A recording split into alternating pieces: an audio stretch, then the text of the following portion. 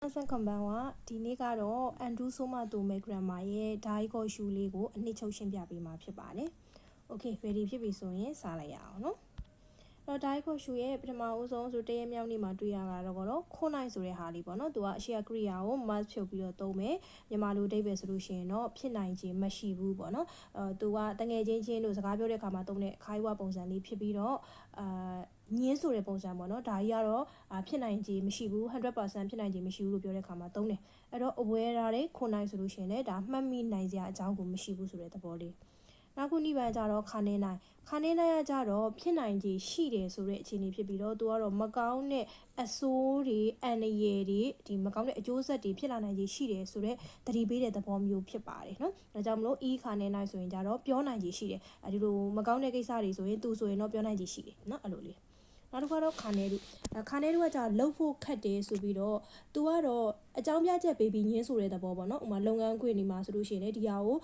လုပ်မပေးနိုင်ပါဘူးဆိုပြီးတော့လုပ်မပေးနိုင်လို့စိတ်မကောင်းပါဘူးမလုပ်ပေးနိုင်ပါဘူးဆိုတဲ့ညင်းဆန်တဲ့သဘောမျိုးလေးမှာသုံးတာဖြစ်ပါတယ်နော်အဲ့တော့ဝါခတိခါနေနိုင်ဝါခတိခါနေတို့ဆိုလို့ရှိရင်လည်းဒါလေးကတော့နားလေဖို့ခတ်ပါတယ်ဒါကတော့ကျမအနေနဲ့နားမလည်နိုင်ပါဘူးရှင်ဆိုတဲ့အဲ့လိုပုံစံမျိုးလေးဖြစ်သွားမယ်နော်နောက်တစ်ခါတော့ဂါတာရကြတော့လှုပ်ဖို့ခတ်တယ်ဆိုတဲ့နေရာမှာသူကတော့စိတ်ပိုင်းဆိုင်ရာအရာယုံကြည်ဖို့ခတ်တယ်ခွင့်လွှတ်ဖို့ခတ်တယ်မေ့ဖို့ခတ်တယ်ဆိုတဲ့အခြေအနေကိုပြောတာဖြစ်ပါတယ်ဒါကြောင့်မလို့ရှင်ကြီးဂါတာရင်းနဲ့တွဲပြီးမှတ်လိုက်ရင်အဆင်ပြေပါတယ်နော်ဒါဆိုရင်နောက်2ရက်မြောက်နေ့လေးကိုထပ်ပြီးကြည့်ရအောင်ခုတုခါရသူကတော့အရှိမ plain form လေးအကုန်လိုက်လို့ရတယ်ဒါပေမဲ့နာတိုင်းနောင်းဆိုတော့တရားလူလေးသုံးမယ်ပေါ့နော်အဲ့တော့ခုတုခါရကြအကြောင်းပြုပြီးတော့အရှိကအကြောင်းရင်းကြောင့်အနောက်မှာဒီဖြစ်လာတဲ့အခြေအနေပေါ့နော်ဒါကနေအကြောင်းပြုပြီးတော့ဖြစ်လာတဲ့ဆိုတဲ့အခြေအနေကိုဖော်ပြတဲ့အခါမှာသုံးမယ်အခုဒီမှာဆိုလဲဖူဂျီဆန်ကမီရဲတို့ခုတုခါရဖူဂျီတောင်ကိုမြင်ရတာကိုအကြောင်းပြုပြီးတော့မှဒီမျိုးကိုဆိုလို့ရှိရင်ဖူဂျီဆန်မီချိုလို့ခေါ်တယ်ပေါ့နော်အဲ့လိုသဘောမျိုးလေးတွေဖြစ်တယ်နောက်ကတော့ not ကိုတူဓာတ်ခါတာသူကကြတော့အရှိမနောင်ဖြစ်ပြီးတော့အဲ့နောင်ဒီလူပုဂ္ဂိုလ်တွေကိုဖော်ပြတဲ့ခါမှာသုံးတယ်ပေါ့နော်အဲ့တော့ဒီလိုလူဖြစ်တဲ့အတွက်ကြောင့်ဆိုပြီးတော့အဲ့ဒီအရှိကလူရဲ့အကြောင်းကိုသိပြီးသားเนาะဒါကြောင့်မလို့ဒီခါတဲ့ not ကိုတူဓာတ်ခါတာသူဖြစ်တဲ့အတွက်ကြောင့်မလို့သိကြတယ်သူကတော့ဒီလိုလုံးမှာပဲဆိုပြီးတော့เนาะအဲ့ဒီလူအကြောင်းပြန်ပြောတဲ့ခါမှာသုံးတဲ့ပုံစံလေးပါနောက်တစ်ခါကျတော့ခိုတိုနာခုသူကကျတော့အရှိရဘတ်ရုเนาะ dictionary ဖောင်းနဲ့ပဲသုံးပြီးတော့လှုပ်ဆောင်ခြင်းမရှိပဲဆိုတဲ့သဘောเนาะအဲ့တော့ဒါကိုမလှုပ်ဖဲနဲ့အနောက်ကအရာလောက်တယ်ဆိုတဲ့ပုံစံမျိုးပေါ့နော်အခုဒီမှာဆိုလဲရာစုမှုခိုတိုနာခုဆိုရင်အနားယူခြင်းမရှိဘဲနဲ့ဆက်ပြီးတော့လှုပ်နေတယ်ဆိုတဲ့အခြေအနေမျိုးတွေပေါ့နော်နောက်တစ်ခါတော့9ခုတိုနီဝ9ဆိုတဲ့ဟာလေးသူကကြတော့အရှိအရာကိုမလှုပ်ဘဲနဲ့တော့အနောက်ကဟာရမဖြစ်ဘူးဆိုတဲ့သဘောเนาะ A မရှိဘဲနဲ့တော့ B မဖြစ်ဘူးပေါ့အဲ့တော့ရတင်မီနာခိုတိုနီဝဝါကာရာ9ပေါ့အဲ့တော့လုံးမကြည့်ဘဲနဲ့တော့မသိနိုင်ဘူးအဲ့တော့အရှိအရာဖြစ်တော့မှသာအနောက်ကအရာဖြစ်နိုင်မယ်ဆိုတဲ့သဘောလေးပါโอเคဒါဆိုရင်3ရက်မြောက်နေ့လေးကိုဆက်သွားပါမယ်3ရက်မြောက်နေ့ကကြတော့ဘတ်တဲထိုးစန်းတာသူကတော့ထုံးစံတိုင်းပဲတဲဖောင်နေပဲသုံးမယ်ပေါ့နော်သူရဲ့ပုံစံအရှိမတဲလေးဖြစ်တဲ့အတွက်ကြောင့်မလို့ဘတ်တဲထိုးစန်းတာကကြတော့ဒါဖြစ်တာမဆန်းဘူးပေါ့ဒါတရားရကလို့တဘာဝကြတယ်ပေါ့နော်အဲ့တော့ဒီလိုရလက်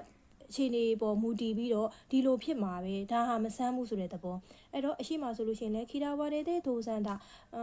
ဆိုတော့အငင်းခံရတာအမုန်းခံရတာကမဆန်းပါဘူးဘာလို့ဆိုတော့အရှိမသူကတခုလှုပ်လိုက်မယ်နော်အဲ့လိုလှုပ်လိုက်တဲ့အတွက်ကြောင့်မလို့ဒီအချက်လက်ရဒီအခြေအနေရတော့ဒီလိုဖြစ်မှာပဲဒါတဘာဝကြပါတယ်ဆိုတဲ့သဘောမျိုးကိုသုံးတဲ့ပုံစံဖြစ်တယ်နောက်အားကြတော့နော်မိုမိုတိုမိုတာနော်မိုတိုမိုတာကြတော့သူကလေထုံးအရှိကဘတ်တဲတိုးစမ်းတာလိုမျိုးပဲเนาะဒါလေတဘာဝကြပါတယ်ဆိုတဲ့ပုံစံဒါမဲ့သူကကြဘာကွာဝါလဲဆိုလို့ရှိရင်အရှိကတစ်ဖက်လူရဲ့ခံစားချက်တွေအပေါ်သူကကိုချင်းစာပြီးတဲ့သဘောပေါ့နော်အဲ့တော့တစ်ဖက်လူကစိတ်ဆိုးနေတယ်ငိုနေတယ်ဆိုရင်အဲ့ဒီခံစားချက်တွေပေါ့ကိုကသူ့ဘက်ကကြည့်ရလဲဒီလိုဖြစ်မှာပဲလေဆိုတဲ့ပုံစံမျိုးနဲ့ကိုချင်းစာပြီးတဲ့သဘောပေါ့နော်ဒါကြောင့်မလို့ဒီမှာဆိုရင်လဲအခုရူနော်မိုတိုမိုတာဆိုတော့သူစိတ်ဆိုးတာလေတဘာဝကြပါတယ်ဆိုပြီးသူ့ဘက်ကနေဆိုခံစားပြီးတော့နားလေပြီးလိုက်တာကိုချင်းစာပြီးလိုက်တာပေါ့နော်အဲ့တော့ဘာကွာဝါလဲဆိုအရှိကကြတော့ချိဆက်ပုံနဲ့တွဲမယ်ဆိုလို့ရှိရင်အခုဟိုပေါ်ကဆိုလို့ဘတ်တဲတိုးစမ်းတာဖြစ်သွားမယ်နော်အောက်ကကြတော့နော်မိုတိုမိုတာဒီအရှိမှာတော့ဆိုလို့ဒီ dictionary found တို့ဤတို့နားတို့နဲ့တွဲသုံးလို့ရတယ်ပေါ့နော် နောက်ပြီးတော့အရှိကဗတ်တဲ့တိုးစမ်းထားတဲ့အချက်လက်တွေပေါ်ကိုမူတည်ပြီးတော့ဒီအချက်လက်ရဒီအခြေအနေရတော့ဒီလိုဖြစ်မှာပဲဆိုပြီးတော့ပြပြတသားဆုံးဖြတ်တဲ့သဘောဖြစ်ပြီးတော့အောက်ကကျတော့ကိုချင်းစာစိတ်ဆိုတဲ့ဟာလေးကြောက်ပါနော်ဒီလိုအကြောင်းရှိလို့သူဒီလိုလုပ်တာပဲလေဒါဖြစ်တာပဲလေမဆမ်းပါဘူးဆိုပြီးတော့ကိုချင်းစာချင်းနဲ့ပြောတဲ့ပုံစံလေးဖြစ်သွားမယ်ဟုတ်ပြီနော်ဒါဆိုရင်တော့ကွဲမယ်လို့ထင်တယ်အောက်ကတစ်ခွက်ကျတော့မိုးဒိုးစမ်းတာဒါအုံနာကြီးဖြစ်သွားပြီနော်အဲ့တော့ဒိုးစမ်းဖြစ်တဲ့အတွက်ကြောင့်သူကကြတော့အတူတူပဲဆိုတဲ့သဘောအစ်စ်တော့မဟုတ်ပေမဲ့အစ်စ်နီးပါးတူတယ်ဆိုပြီးတော့ခိုင်းနိုင်တဲ့သဘောပေါ့ကွယ်နော်အဲ့တော့ဒီမှာလဲရှင်းပြမှုဒိုးစမ်းတာအစ်စ်လိုပါပဲတကယ်ကတော့အစ်စ်မဟုတ်ဘူးတစ်ခေါက်နှစ်ခေါက်တော့သုံးထားလိုက်မယ်ဒါပေမဲ့ခိုင်းနိုင်ပြောလိုက်တဲ့အခါမှာလုံးဝအစ်စ်နီးပါးပါအစ်စ်နီးပါးလိုပါပဲအစ်စ်လိုပါပဲဆိုပြီးတော့ဒါအခြေအနေတူတူပဲဆိုပြီးတော့ခိုင်းနိုင်ပြီးပြောတဲ့သဘောလေးဖြစ်ပါတယ်โอเคအောက်ကကြတော့ဒါခဲမရှတာတော်ပါသေးရဲ့เนาะအဲ့တော့အရှိမအခြေအနေဆိုးတွေဖော်ပြပြီးတော့အဲ့ဒီပိုဆိုးတဲ့အခြေအနေထက်နှိုင်းရှင်ရင်အဆိုးတွေကအကောင်းလေးပေါ့เนาะဒါလေးဖြစ်လို့တော်ပါသေးရဲ့ပေါ့ဒီမှာဆိုလဲအာရုဒါခဲမရှတာဆိုရှိလို့တော်ပါသေးရဲ့အဲ့တော့ငါမှတော့အလုပ်ရှိနေလို့တော်ပါသေးရဲ့သူများခါကြီးဆိုအလုပ်တွေပြုတ်နေကြပြီအဲ့လိုပုံစံမျိုးလေးဖြစ်ပါမယ်เนาะโอเคဒါဆိုလို့ရှိရင်နောက်၄ရက်မြောက်နေ့လေးကိုထပ်ပြီးကြည့်ရအောင်၄ရက်မြောက်နေ့ကကြတော့ဒါခဲအတဲ့ဒါခဲရတယ်သူကအရှိမ plain ဖောင်နေပဲเนาะနားကတော့နားအတိုင်းလေးသုံးမယ်ပေါ့နော်အဲ့တော့ဒါခဲရတယ်ကကြတော့မျော်လင့်ထားတဲ့အတိုင်းထိုက်တန်တယ်ပေါ့နော်သူချီးကျူးတဲ့အခါဒီမှာပို့ပြီးသုံးတယ်ပေါ့နော်အရှိမဒီလိုအခြေအနေရှိတယ်အဲ့တော့ဒီလိုအခြေအနေရှိတဲ့အတိုင်းပဲအနောက်မှာလဲသူနဲ့ထိုက်တန်တဲ့အခြေအနေရှိတာကိုပြောတဲ့အခါမှာသုံးပါတယ်အဲ့တော့ Ichiru Hotel တူဒါခဲရတယ်ပထမတန်းစာဟိုတယ်ဖြစ်တဲ့အတွက်ကြောင့်မလို့အနောက်မှာဆိုရင်သူနဲ့ထိုက်တန်တဲ့အခြေအနေပေါ့နော်မှာဆိုရင်တက်တောင့်တက်တာရှိတယ်ကောင်းနေပေါ့အဲ့လိုမျိုးလေးတွေနဲ့သုံးမယ်ပေါ့နော်နောက်ကကြတော့ဘခါရီခါမူသူကကြတော့အရှိရအရာတင်တာမကအနောက်ကအရာလဲပဲဆိုပြီးတော့ထပ်ပေါင်းပြီးပြောတာဖြစ်တဲ့အတွက်ကြောင့်မလို့ကောင်းနေဆိုလဲကောင်းတယ်မကောင်းဆိုလဲမကောင်းเนาะnegative ကို positive ကိုနှစ်ခုလုံးကိုသုံးလို့ရတယ်ဒါတင်မကဒိတ်တက်ကောင်းတာလည်းရှိတယ်ဒါတင်မကဒိတ်တက်ဆိုးတာလည်းရှိတယ်အဲ့ဒီသဘောလေးပေါ့နော်အဲ့တော့စိတ်ကဤဘခါရီကsports မူကြီးပေါ့နော်အမှတ်စင်းကောင်းရုံသာမကနောက်ထပ်ရှိသေးတယ်သူကအားကစားမှာလည်းတော်တယ်အဲ့လိုပုံစံလေးဖြစ်သွားမယ်နော်နောက်ကကြတော့ဘခါရီနိအဲ့တော့ဘခါရီနိကကြတော့ဒီအရှိရအခြေအနေတစ်ခုကြောင့်အနောက်မှာမကောင်းတဲ့အခြေအနေတွေဖြစ်သွားတာအမြဲတမ်းအနောက်မှာဆို negative သဘောတွေလိုက်ရမယ်နော်နောင်တရတာတို့စိတ်မကောင်းဖြစ်တာတို့နော်ဒီရှိရဟာလေးတစ်ခုကြောင့်အခုဒီမှာဆိုလဲအာနိုဟီကိုကီနီနိုတာဘခါရီနိအဲ့ဒီလေရင်ပြန်ကိုစီးမိတဲ့အတွက်ကြောင့်ခါရီပါရှင်းတာပေါ့နော်သူကတိတ်ဆုံးသွားခဲ့တယ်ဆိုရင်အဲ့လိုမကောင်းတဲ့ negative တွေတွဲသုံးပါမယ်နောက်တစ်ခါတော့နော်မီနာရာစုမို့ဆိုတဲ့ဟာလေးအဲ့တော့အရှိရသားတင်မှာမကအနောက်ကအရာလေးပဲဆိုတော့ဗားလေးနဲ့သွားတူလဲဆိုတော့စောနာကဆိုတော့ဘခါဒီကမိုးလေးနဲ့နည်းနည်းလေးသွားပြီးတော့စင်တာပေါ့နော်ဒါပေမဲ့ဒီနော်မီနာရာစုကကြာတော့စာဆန်တဲ့သဘောဖြစ်တဲ့သတင်းစာတွေစာတန်းတွေမှာသုံးတဲ့ပုံစံလေးဖြစ်သွားပါတယ်နော်အဲ့တော့အရှိရရတဲ့နာမကအနောက်ကရတဲ့ရှိတယ်ဒီမှာဆိုရင်နီဟွန်နော်မီနာရာစုဂိုင်းကိုခုတဲမှုပေါ့နော်ဒီဂျပန်မှာတင်နာမကနိုင်ငံခြားမှာလည်းပဲရှိတယ်အဲ့လိုလေးဖြစ်သွားမယ်နော်โอเค9ရက်မြောက်နေ့လေးဆက်သွားမယ်9ရက်မြောက်နေ့ကကြတော့အရှိမဆိုတော့eco care ဖောင်ပြောင်းပေးမယ်ပေါ့နော်ရောပြောင်းပေးပါမယ်ဘောက်2တွေဆိုရင်ရောကတ်ပဲပေါ့နော်ဘောက်1ဆို online မြောက်ဥပောင်ဘက်3ကတော့ရှိရောခိုးရောဆိုတဲ့ဟာလေးပေါ့ဒီမှာက no mu ဆိုတော့ online မြောက်တော့ no mu ပေါ့အဲ့တော့ဒါ no more there were 9ကအဲ့တော့ဒါလေးကကြတော့ဆိုလောက်ကြဆိုပြီးတိုက်တွန်းတဲ့ပုံစံပေါ့နော်လူလူအရှိမလူအများကြီးအရှိမတိုက်တွန်းနိုးစော်တဲ့ပုံစံဖြစ်ပါတယ်နော်အဲ့တော့ no more there were 9ကဆိုရင်တောက်ကြဆိုပေါ့အရှိကလူတွေမင်းနာဆိုတဲ့အခြေအနေမျိုးပါမယ်ဆိုရင်ဒီအားလုံးကိုတောက်ကြဆိုပြီးပြောတဲ့ပုံစံဖြစ်ပါတယ်အဲ့ဒါမှပုကုကရတဲ့မီယောဂျနိုင်ကဆိုလို့ရှိရင်じゃပုကုဆိုတဲ့ subject ဒီငါဖြစ်သွားပြီဆိုရင်ကြတော့လောက်ကြဆိုပြီးတော့အများကိုပြောတဲ့ပုံစံမဟုတ်တော့ဘဲနဲ့ငါလောက်ကြည့်လိုက်ရမလားဆိုပြီးတော့စိတ်ပိုင်းဖြတ်ပြီးတော့စိန်ခေါ်လိုက်တဲ့သဘောဖြစ်သွားပါတယ်เนาะအဲ့ဒီမှာဆိုလို့အထဲမှာဆိုလို့ရှိရင်နှစ်ခုအခြေအနေနဲ့သုံးထားတယ်เนาะအများမင်းနာဆိုလို့ရှိရင်ဒါမင်းနာတဲ့နမိုတေဘနိုင်ကအားလုံးတောက်ကြစုအဲ့လိုမဟုတ်ဘဲနဲ့ပုကုကရတဲ့မီယောဂျနိုင်ကဆိုရင်ငါလောက်ကြည့်တာပေါ့ဆိုတဲ့ကိုစိတ်ပိုင်းဖြတ်တဲ့ပုံစံဟုတ်ပြီเนาะခေဒါဆိုနောက်တစ်ခုကကြတော့ယောဂနိုင်အဲ့သူကကြတော့ဆို mask ကိုဖြုတ်တဲ့ပုံစံလေးဖြစ်ပါတယ်เนาะ သူကအရှိက mask ကိုဖြုတ်ပြီးတော့ယောဂနိုင်သူကကြာနီးလန်းမရှိတော့ဘူးအဲ့လိုလုပ်ဖို့နီးလန်းမရှိတော့ဘူးဆိုတဲ့သဘောပေါ့နော်အဲ့တော့ယောဂနိုင်ဆိုလဲပြောဖို့လုံးဝနီးလန်းမရှိတော့ဘူးလုံးဝ300%ဖြစ်သွားတာနော်နီးလန်းလုံးဝမရှိတော့တဲ့ခါမှာသုံးမယ်နောက်ကကြတော့ခါနိုယောဒကြာတလူပါပဲဆိုပြီးတင်စားတာအလားတန်တူတယ်ပေါ့နော်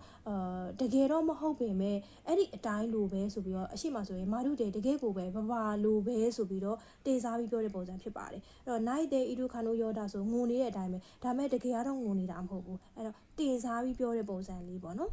နောက်ကကြတော့ဆိုးနေနိုင်အဲ့တော့ဆိုးနေနိုင်ကကြတော့ဆိုးဆိုတဲ့အမြင်ဆိုးเนาะအဲ့ဒီဥစ္စာပုံမပေါ်ဘူးဆိုတဲ့နောက်ကအနိုင်လေးနဲ့မြင်လိုက်တာเนาะအဲ့တော့ဆိုးဖြစ်တဲ့အတွက်ကြောင့်မလို့ဆိုအမြင်ဆိုးဖြစ်တဲ့ကြောင့်အရှိကကရိယာတွေမှာ mask တွေကိုဖြုတ်ပြီးတော့သုံးမယ်ပေါ့နော်အဲ့တော့ခံမှန်းတာပေါ့နော်အဲ့ဒီအခြေအနေကိုကြည့်ပြီးတော့ဒါကတော့ဖြစ်လာဖို့အလားလာနေတယ်ဖြစ်မဲ့ပုံမပေါ်ဘူးဆိုပြီးတော့ပြောတဲ့ပုံစံလေးအဲ့တော့ဒီမှာဆိုလဲ EK ဆိုးနေနိုင်ဆိုရင်သွားနိုင်မဲ့ပုံမပေါ်ဘူးသွားနိုင်တဲ့ရဂိုင်နှုန်းနည်းတဲ့အခြေအနေနည်းတယ်ပေါ့နော်